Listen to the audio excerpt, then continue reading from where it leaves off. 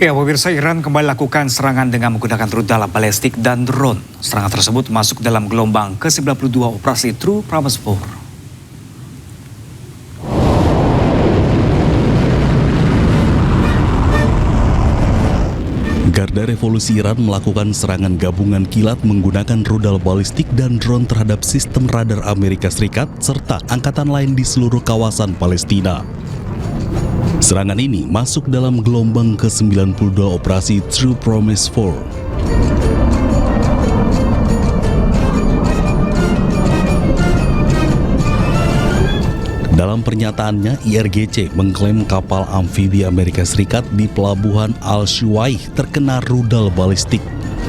Selain itu, Iran sebut radar peringatan dini jarak jauh Amerika Serikat dihancurkan oleh serangan drone. Tak hanya itu, rudal balistik Iran diklaim hantam pangkalan udara Ramat David Israel di dekat Haifa, markas skuadron F-16. Dalam gelombang ke-92 True Promise 4 ini, sementara rudal multi hulu ledak Khor Ramsar 4 menghantam lebih dari 50 sasaran di Tel Aviv.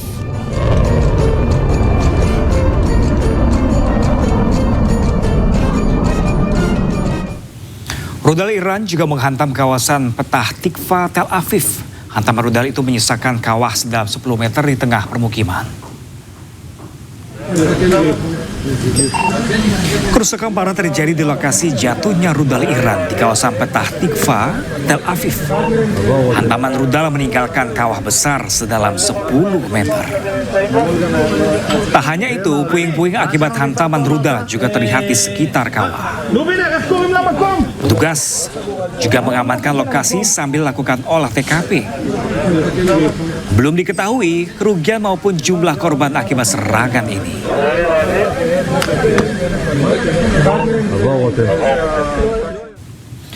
Pasukan penjaga perdamaian PBB, UNIFIL, kembali menjadi korban serangan di Lebanon. 3 prajurit UNIFIL di Lebanon dilaporkan terluka usai terjadi sebuah ledakan pada Jumat siang. Juru bicara UNIFIL, Candice Ardiol, mengatakan dari 3 pasukan penjaga perdamaian, 2 diantaranya mengalami luka serius. Ketiga korban telah dievakuasi ke rumah sakit terdekat. Ardiol menyatakan belum mengetahui asal ledakan tersebut. Menurut PBB, 97 anggotanya telah gugur sejak UNIFIL dibentuk untuk memantau penarikan pasukan Israel yang menginvasi Lebanon pada 1978.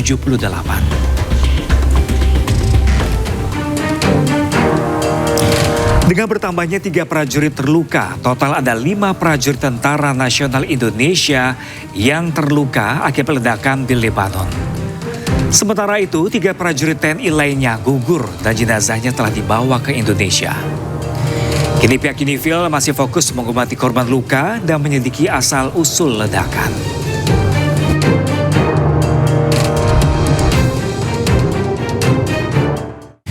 Tiga jenazah TNI yang gugur saat bertugas ke Lebanon dipulangkan ke Indonesia. Upacara peringatan digelar untuk menghormati gugurnya 3 pasukan perdamaian asal Indonesia. Indonesian peacekeepers, Major Zulmi Adia, First Sergeant Nur Ikwan, Private First Class Farizal Ramadan. Upacara kehormatan digelar di Bandara Internasional Rafiq Hariri, Beirut, Lebanon. Upacara dihadiri oleh Kepala Misi dan Komandan Pasukan UNIFIL, Mayor Jenderal Diodato Abagnara, dan Wakil Koordinator Khusus PBB untuk Lebanon, Imran Riza. Ketiga prajurit yang gugur adalah Sersan 1 Muhammad Nur Ikhwan, Kopral Farizal Ramadan, dan Kapten Zulmi Aditya Iskandar. Ketiganya dianugerahi medali PBB dan LAF atas pengabdian mereka yang berdedikasi bagi misi UNIFIL di Lebanon Selatan. This is the hardest moment. We have not only lost peacekeepers, we have lost brothers. They will remain part of this mission, part of all of us. Their sacrifice reminds us of the reality of peacekeeping. UNIFIL is a mission of hope, but also a mission of risk. And it is carried forward by people like them, brave, committed, and selfless. Ketiga jenazah dipulangkan ke Indonesia dan diperkirakan tiba pada hari Sabtu sore. Indonesia menjadi salah satu negara yang mempunyai sejarah panjang keterlibatan dalam misi perdamaian bersama UNIFIL. UNIFIL bertugas menjaga Lebanon dari aksi agresi Israel.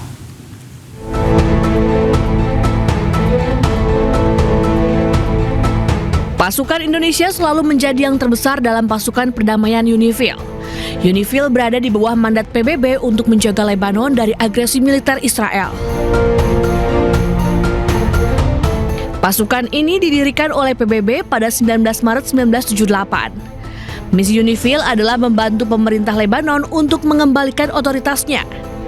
UNIFIL bersama tentara Lebanon bertugas mengamankan wilayah dari serangan Israel. Indonesia sendiri baru bergabung di UNIFIL pada 2006. Pasukan pertama yang bergabung bernama Kontingen Garuda atau KONGA. Operasi penjaga perdamaian PBB di selatan Lebanon ini terdiri hampir 10.000 personel. Mereka berasal dari 49 negara. Pada Maret 2023, menurut laman PBB, Indonesia mengerahkan 1.090 prajurit ke selatan Lebanon. Ya, pemirsa, 3 jenazah anggota TNI yang gugur di Lebanon karena diserang Israel akan diterbangkan Sabtu ke Indonesia. Sementara korban anggota TNI yang terluka sudah membaik. 2 April 2026, saya hanya mengupdate perkembangan tentang jenazah daripada 3 prajurit TNI yang telah gugur di UNIFIL. Saat ini sudah berada di rumah sakit Saida yang ada di Lebanon dan sedang pemulasaran jenazah yang rencana akan dikembalikan ke tanah air. Pemberangkatan kemungkinan kalau nggak hari Jumat akan dilaksanakan hari Sabtu karena minimnya penerbangan yang sedang ada saat ini di daerah konflik di Teluk saat ini. Sehingga update berikutnya akan kami sampaikan setelah ada kepastian kapan kepulangan dari jenazah 3 orang prajurit TNI yang telah gugur di Lebanon Selatan. Perawatan yang luka? Perawatannya luka dari 3 prajurit yang dirawat di Rumah Sakit Beirut saat ini sekarang sudah membaik, sudah dalam kondisi yang lebih stabil. Prajurit TNI dari Kodim 0731 mulai menyiapkan prosesi pemakaman militer bagi almarhum Kopda Fariza Ramadan. Segala persiapan dilakukan di Taman Makam Pahlawan Giripeni untuk memastikan kesiapan lokasi sebelum jenazah tiba di tanah air. Suasana hening menyelimuti Taman Makam Pahlawan Giripeni, Wates, Kulon Progo. Sejumlah prajurit TNI membersihkan area pemakaman, memotong rumput hingga menentukan titik liang lahat bagi almarhum Kopda Fariza Ramadan. Persiapan ini dipimpin langsung oleh Komandan Kodim 0731 Kulon Progo sebagai bentuk penghormatan terakhir bagi seorang prajurit yang gugur dalam tugas. Rencananya setelah jenazah tiba di Taman Makam Pahlawan akan langsung dimakamkan secara militer. Prosesi pemakaman di Taman Makam Pahlawan Giripeni yang berjarak sekitar 20 km dari rumah duka menjadi penutup perjalanan pengabdian almarhum. Yang rencananya insya Allah setelah kedatangan beliau akan dimakamkan di Taman Makam Pahlawan Giripeni. Persiapan yang dilakukan apa saja? Ini sementara kami sedang melaksanakan pembersihan dan penyiapan. Persiapan pemakaman prajurit TNI penjaga perdamaian almarhum Serka Anumerta Muhammad Nur Ihsan terus dimatangkan. Sebagai bentuk penghormatan tertinggi, almarhum akan dimakamkan di makam Taman Pahlawan, Kota Magelang, Jawa Tengah. Sejumlah anggota TNI dari Kodim 0705 Magelang terus mempersiapkan dan mengecek fasilitas yang akan digunakan dalam prosesi pemakaman almarhum Serka Anumerta Muhammad Nur Ihsan, anggota TNI yang gugur dalam misi perdamaian dunia di Lebanon.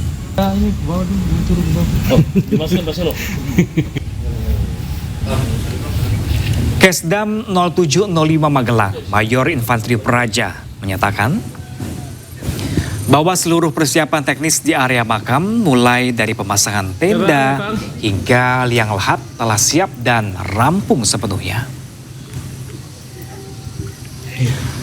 Terkait kedatangan jenazah direncanakan akan tiba di Bandara Halim Perdana Kusuma, Jakarta pada pukul 17.15 pada Sabtu sore nanti. Kemudian akan langsung diterbangkan menuju Magelang ke rumah duka.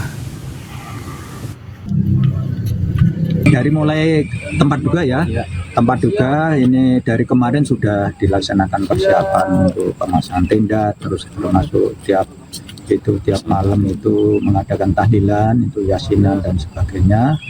Terus kemudian rencana pemakaman itu hari Minggu ya, tapi untuk jamnya belum tahu. Terus kemudian untuk kegiatan yang di TMP sendiri, ini hari ini udah persiapan, terus kemudian untuk yang lahat sudah 100%. Rencana irup di Persemayaman atau di tempat duka itu rencana oleh Bapak Pangdam Udayana.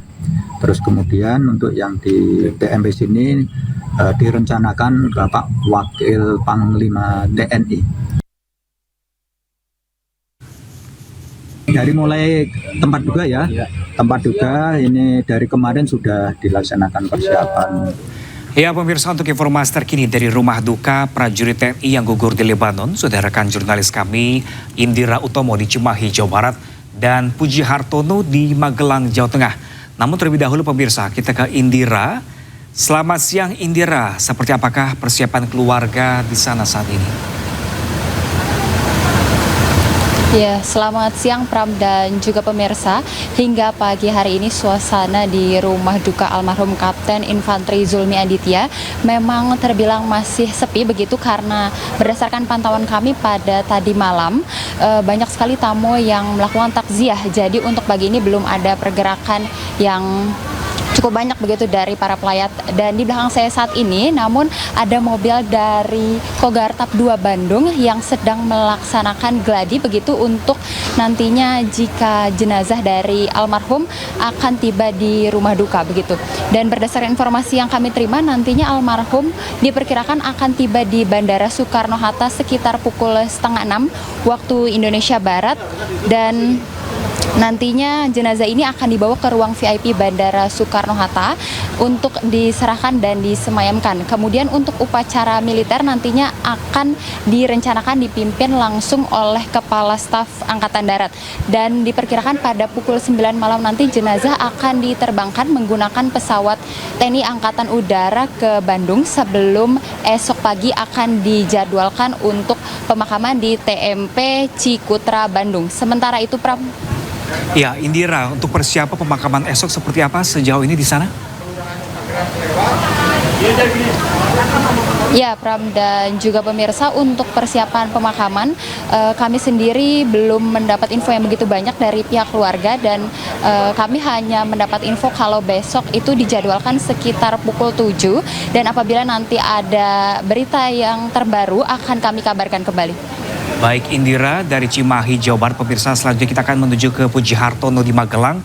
Selamat siang Puji, bagaimana situasi terkini di sana? Ya, selamat siang Pram dan pemirsa. Saat ini saya berada di rumah duka yang berada di Dusun Deangan, Desa Deangan, Kecamatan Mertoyudan, di mana di tempat duka almarhum Serka Muhammad Nur Ihsan ini masih tampak silih berganti pelayat ya, untuk melayat ke rumah duka. Untuk persiapan sendiri tadi dari pihak TNI sudah melakukan gladi untuk penyambutan ataupun pelepasan jenazah, di mana nantinya besok rencananya jenazah akan dimakamkan di Taman Makam Pahlawan Giri Darmoloyo, Kota Magelang. Untuk kedatangan jenazah sendiri pihak keluarga sudah menanti ya, di mana informasinya istri dan ibu hingga mertua berangkat terbang ke Jakarta untuk menjemput jenazah. Pram. Oke, Puji Hartono, bagaimana dengan proses pemakamannya akan dilangsungkan esok?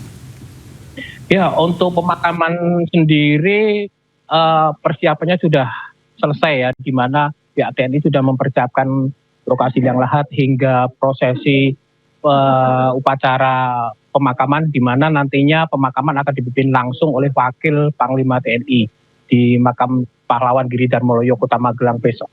Untuk waktu, lokasi atau tepatnya apakah sudah dijadwalkan untuk besok pukul berapa, rekan Puji?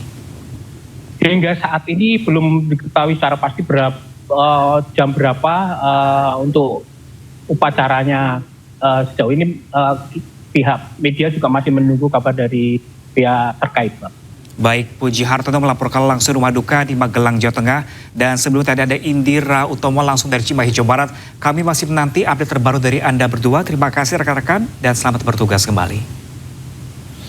Ya pemirsa, di tengah gejolak perang, Duta Besar Iran untuk Indonesia kembali bertemu dengan tokoh nasional Indonesia. Setelah bertemu mantan Presiden dan mantan Wakil Presiden RI, kali ini Dubes Iran berdiskusi dengan sejumlah tokoh Islam.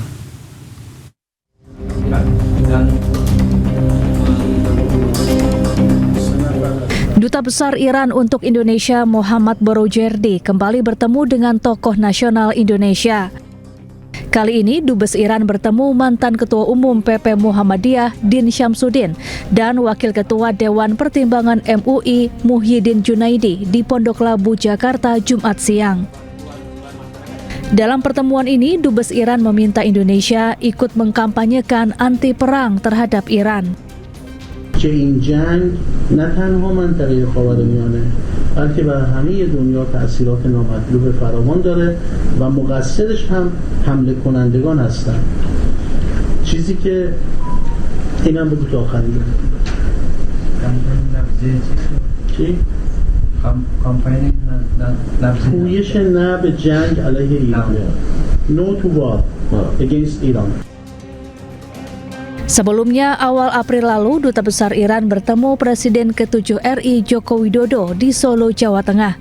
Selain bertukar pikiran tentang situasi geopolitik, Dubes Iran sampaikan bela sungkawa untuk 3 prajurit yang gugur saat menjalankan tugas di Lebanon. 3 Maret 2026, Dubes Iran juga bertemu dengan Wakil Presiden ke-10 dan ke-12 RI Yusuf Kala di Jakarta. Selain membahas kondisi Iran, Dubes Iran meminta dukungan kepada Indonesia agar perang di Timur Tengah segera berakhir. Dubes Iran juga menyambangi kediaman Presiden ke-5 RI Megawati Soekarno Putri di Jakarta. Dalam kesempatan ini, Megawati menyampaikan ucapan selamat kepada pemimpin tertinggi Iran yang baru, Mojtaba Khamenei. Selain itu, Dubes Iran dan Megawati membahas situasi konflik Iran dengan Amerika Serikat dan Israel. Tim Liputan iNews melaporkan.